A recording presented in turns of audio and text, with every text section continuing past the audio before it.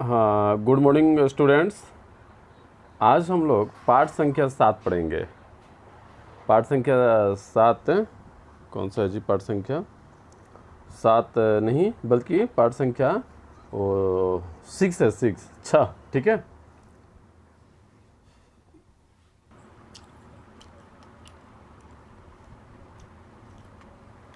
आज हम लोग अमरकांत द्वारा रचित बहादुर पाठ को पढ़ना प्रारंभ करेंगे, ठीक है। जिसमें सबसे पहले हम लोग अमरकांत जी का लेखक परिचय प्राप्त करेंगे। उसके बाद पाठ वाचन करेंगे, तत्वगत्वा, प्रश्नावली और उसके बाद पाठ समाप्त।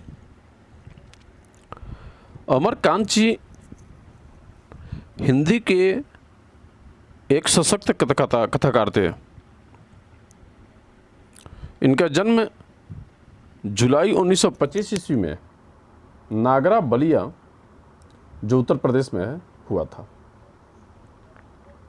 उन्होंने गवर्नमेंट हाई स्कूल बलिया से हाई स्कूल की शिक्षा पाई और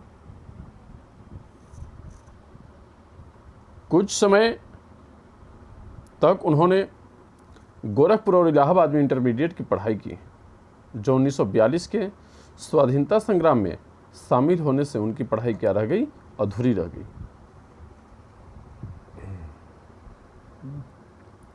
और अंततः 1946 ईस्वी में सतीश चंद्र कॉलेज बलिया से उन्होंने इंटरमीडिएट किया। देखिए, उनका 4 साल तक लगभग पढ़ाई क्या रहा? अधूरा रहा। उन्होंने 1947 ईस्वी में इलाहाबाद यूनिवर्सिटी से बीए किया और 1948 में आगरा के दैनिक पत्र का मतलब हुआ वह पत्र जो प्रतिदिन छपता है। एक साप्ताहिक भी होता है, पाक्षिक, मासिक, वार्षिक भी होता है, ठीक है। पाक्षिक का मतलब हुआ कि पक्ष में 2 बार। पक्ष में कितने बार? 2 बार।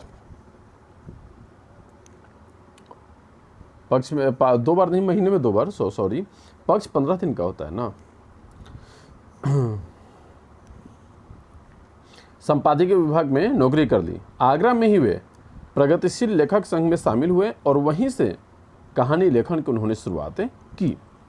बाद में वे दैनिक अमृत पत्रिका, इलाहाबाद, दैनिक भारत इलाहाबाद, मासिक पत्रिका कहानी जो इलाहाबाद तथा मनोरमा इलाहाबाद के भी संपादकीय विभागों से संबद्ध रहे हैं। इलाहाबाद का मतलब है कि इलाहाबाद से जो प्रकाशित होता था।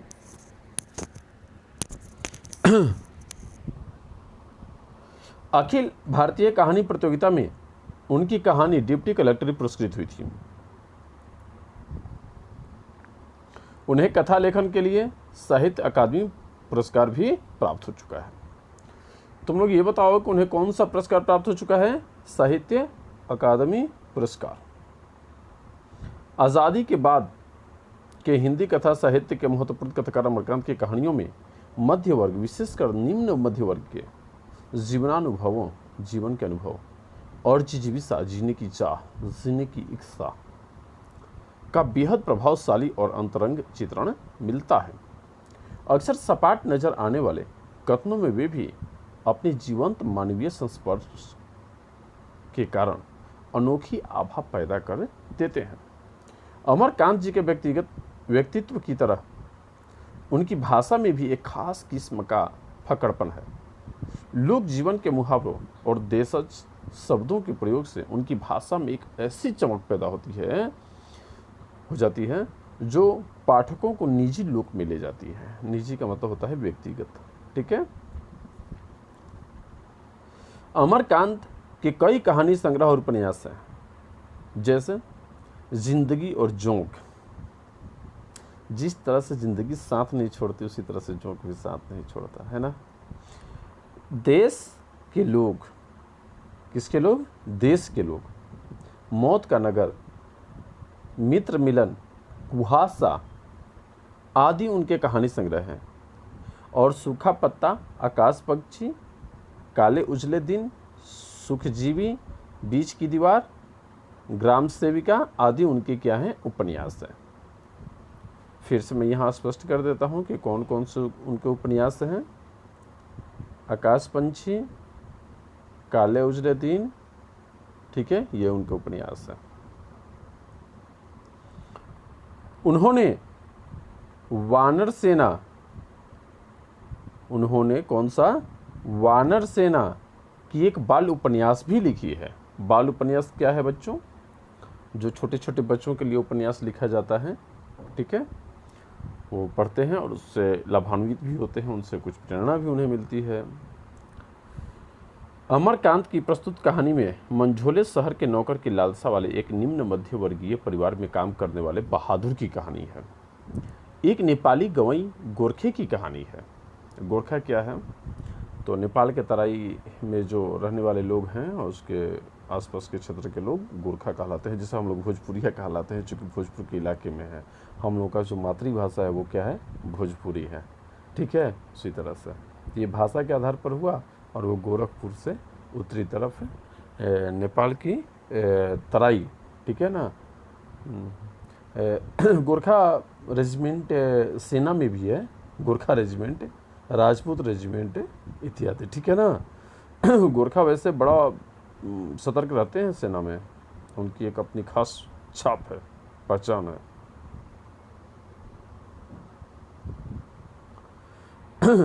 परिवार की नौकरी पेशा मुखिया, परिवार की नौकरी पेशा मुखिया तटस्थ स्वर में बहादुर के आने और अपने स्वच्छंद निश्चल स्वभाव की आत्मीयता के साथ नौकर के रूप में अपनी सेवाएं देने के बाद एक दिन स्वभाव की ऐसी स्वच्छंदता के साथ हर हृदय में एक कसकती अंतर्व्यवस्था देकर चले जाने की कहानी कहता है। लेखक घर के भीतर और बाहर के यथार्थ को बिना बनाई संवारी सहज परिपक्व भाषा में पूरी कहानी बयान करता है। हिंदी कहानी में एक नए नायक को यह कहानी प्रतिष्ठित करती है। बच्चों मैं ये बता देता हूँ थोड़ा सा इसका छोटा सा सारांश टूटी फूटी भाषा में कि लेखक जो अमरकांत जी हैं, ये भाई में सबसे छोटे हैं। चूँकि भाई लोग यहाँ रहते नहीं हैं, हाँ उनकी भाभियाँ रहती हैं। इनकी पत्नी का नाम निर्मला है, जिनको सारा काम करना पड़ता है।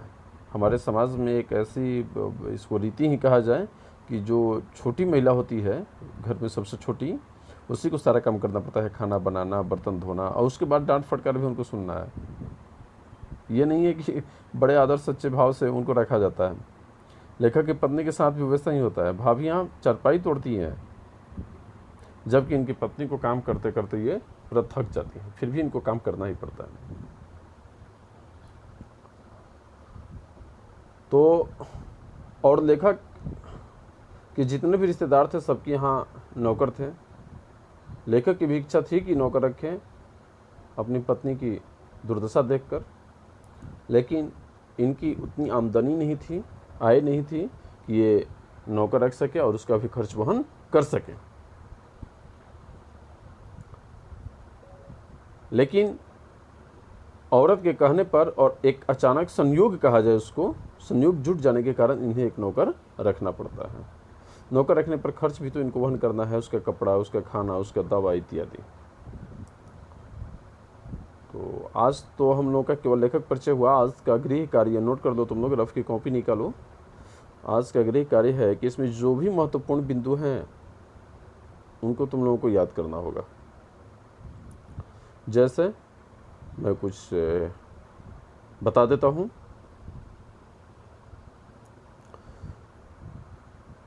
बहादुर के रचनाकार कौन है? अमरकांत। अमरकांत जी का जन्म कब हुआ था? जुलाई 1925। अमरकांत जी का जन्म कहाँ हुआ? नागरा, बलिया, उत्तर प्रदेश में। उन्होंने किस हाई स्कूल से मैट्रिक की परीक्षा पास की? बलिया। बलिया जिला भी है उत्तर प्रदेश का सबसे पूर्वी जिला है, जो बिहार से सटा हुआ है। बक्सर से उस तरफ जाएंगे आप तो बलिया, यहाँ नैनीजोर के पास भी बलिया है। भोजपुर में, भोजपुर से भी थोड़ा सा सटा हुआ है, 12 बरिसवन है ना उस तरफ से। अगला प्रश्न है कि स्वाधीनता संग्राम कब हुआ था? 1942 में। उन्होंने किस कॉलेज से इंटरमीडिएट किया? सतीश चंद्र कॉलेज बलिया से क्या किया? इंटरमीडिएट। उन्होंने इंटरमीडिएट कब किया? 1946 में।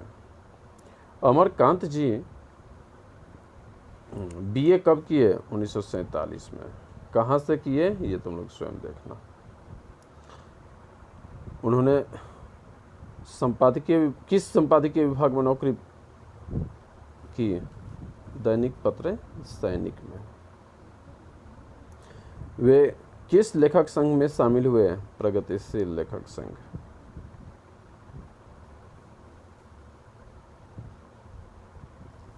उन्हें कौन सा पुरस्कार प्राप्त हुआ था? साहित्य अकादमी पुरस्कार।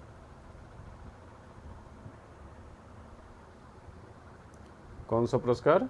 साहित्य अकादमी पुरस्कार।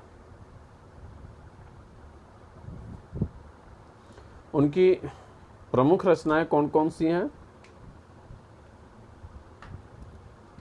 उनकी प्रमुख रचनाएं कौन कौन सी हैं? यहाँ स्पष्ट है।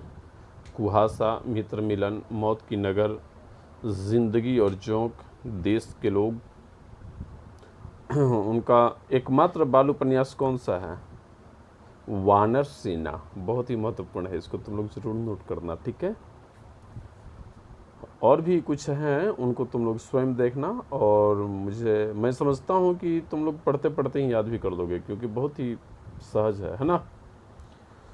बलिया जिला के बारे में जानते ही हो, बिल्कुल पास में ही है। यहाँ से आप पश्चिम की तरफ जाएंगे तो पहले आपको बक्सर मिलेगा, और बक्सर के बाद आगे आप बढ़ेंगे तो आपको वही बलिया जिला मिलेगा, ठीक है।